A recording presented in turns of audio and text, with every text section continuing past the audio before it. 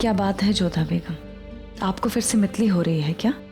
नहीं, बस मन बहुत अशांत है।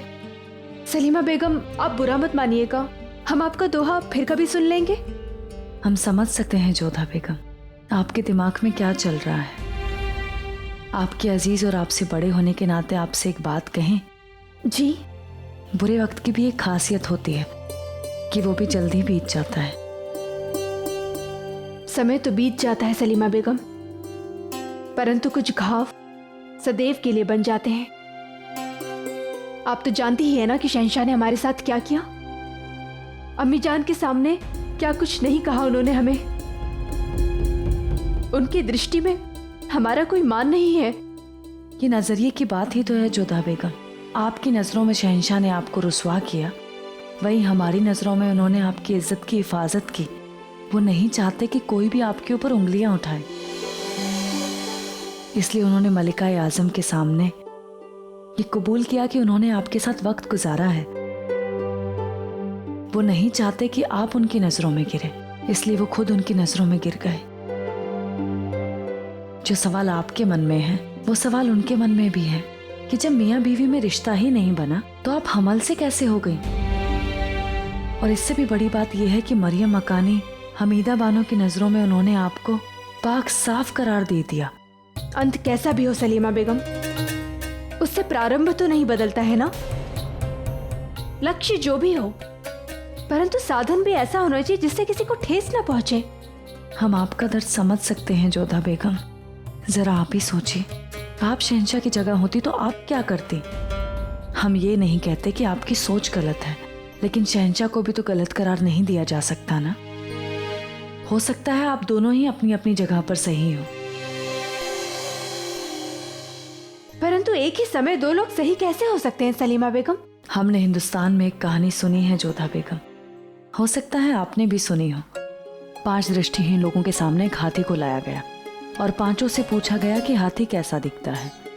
एक ने हाथी के पाँव को पकड़ा तो उसने कहा हाथी खंबे जैसा दिखता है, तो दूसरे ने उसकी पूंछ को पकड़कर कहा कि हाथी तो रस्सी जैसा दिखता है।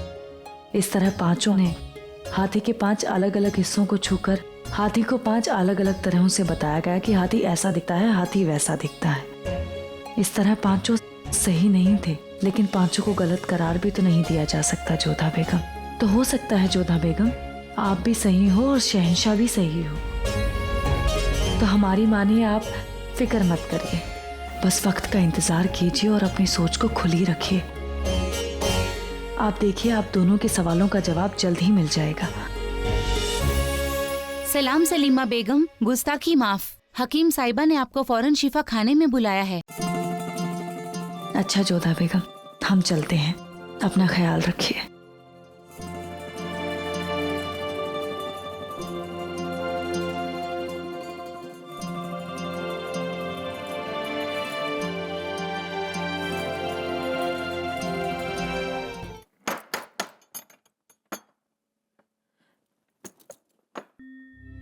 आपने हमें पैगाम भिजवाया हकीम साहिबा। आइए आइए, हमें आपसे कुछ बहुत जरूरी बातें करनी है। क्या जरूरी बात करनी है आपको? क्या जोधा बेगम को नीले रंग की उल्टी हुई? नहीं हकीम साहिबा, अभी तो 4 घंटे पूरे होने में वक्त है। हम तो बस इंतजार कर रहे हैं कि जल्दी से 4 घंटे पूरे हों और जोधा बेगम पाक साफ निकल जाए। इसी बारे में तो मैं सोच रही थी। क्या सोच रही थी आप? यही कि जिसने जोधा बेगम को दवाई खिलाई जिससे कि हामला होने के आसार नजर आ रहे हैं, वो शख्स आगे भी दवाई खिलाने की कोशिश करेगा। वो जोधा बेगम को बदनाम करना चाहता है।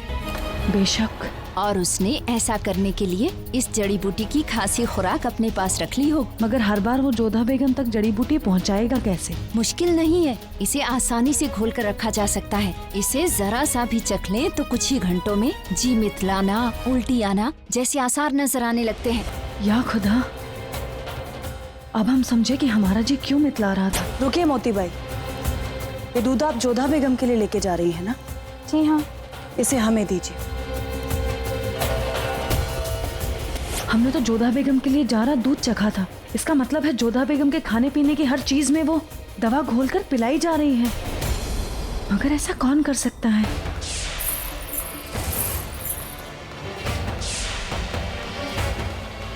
वो बुरखे वाली औरत। बुरके वाली औरत? हाँ हकीम साहिबा, उस दिन हमने एक बुरखे वाली औरत की झलक देखी थी बावर्ची खाने में। हम उसे रोक पाते उससे पहले वो वहां से गायब हो गई। फिर हमें लगा कि हो सकता है हमारा वहम हो। या अल्लाह, उसी दिन हम गुनहगार को पकड़ लेते। हुलिया कैसा था? कुछ ज्यादा गौर से तो देख नहीं पाए थे हम। कुछ आम सी कदकाठी थी, बस पीठ से देखा था हमने। पायल पहनी थी उन्होंने, क्योंकि पायल की आवाज से ही हमारा ध्यान उस और गया था।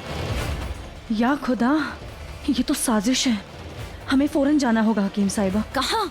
खबरदार करने बावर्ची खाने में कि कोई भी बाहरी शख्स वहां दाखिल ना हो पाए। खुदा हाफिज।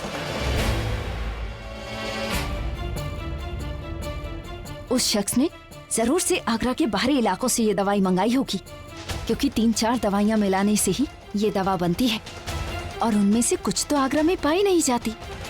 तो सवाल ये है कि वो शख्स कौन है जो जोधा बेगम को बदनाम करना चाहता है?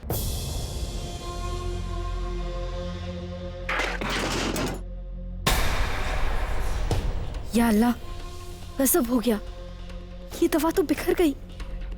अब क्या होगा? हमें हर हाल में लंबे वक्त तक ये दवा जोधा बेगम को देनी है। ये काम किसी भी हालत में अधूरा नहीं रह सकता।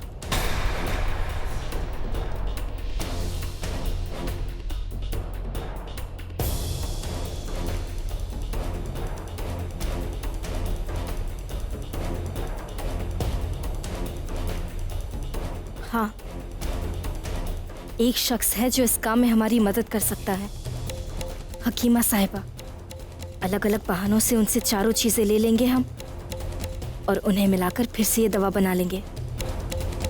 इस तरह हमारा काम भी हो जाएगा और हकीमा साहिबा को शक भी नहीं होगा।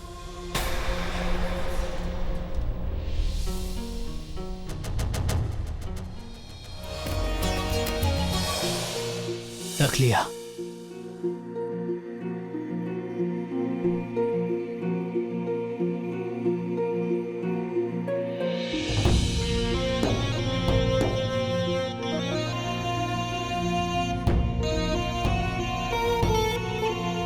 आप इसे तराजू में छोड़ आई थी। एक तराजू में बहुत सी चीजें तोली जा सकती हैं जोधा बेगम, लेकिन कुछ चीजें नहीं। हमें आपकी किसी भी बात पर विश्वास नहीं है। ना सही। हम आपको यहाँ किसी बात का यकीन दिलाने नहीं आए हैं, ना ही कोई सफाई देने आए हैं जोधा बेगम। हम बस आपको ये बताने आए हैं कि एक शहंशाह अपने तराजू में सिर्फ इंसाफ तोलता है, किसी को दिया हुआ तोहफा नहीं। यदि आपको लगता है कि अंगूठी लौटाकर आप हमारी दृष्टि में महान बन जाएंगे, तो उस भ्रम को अपने मन से निकाल लीजिएगा। क्योंकि आपने झूठ बोला हो या सच, दोनों ही दृष्टि में हमारी आत्मा को कष्ट पहुंचा है, हमारे मान को ठेस पहुंची है। हम फिर से कहेंगे जोधा बेगम कि हम यहाँ आपसे कोई बहस करने नहीं आए हैं, हम बस इसे लौटाने आए थे। हमें इसकी कोई आवश्यकता नहीं है। फिर हम आपको याद दिलाएंगे कि ये तोहफा मुगल सल्तनत की बेगम को मलिका आयासम ने खास तौर पर दिया है। कम से कम उनकी इज्जत रखिए। आपको ये पसंद नहीं ना सही, आपको इसकी जरूरत नहीं, लेकिन इसे फिर भी रखना आपका फर्ज है और हम अच्छी तरह से जानते हैं कि आप अपना फर्ज बखूबी निभाती हैं। अब जब तक आप आगरा में होंगी, ये अंगूठी आपकी ही अमानत होगी।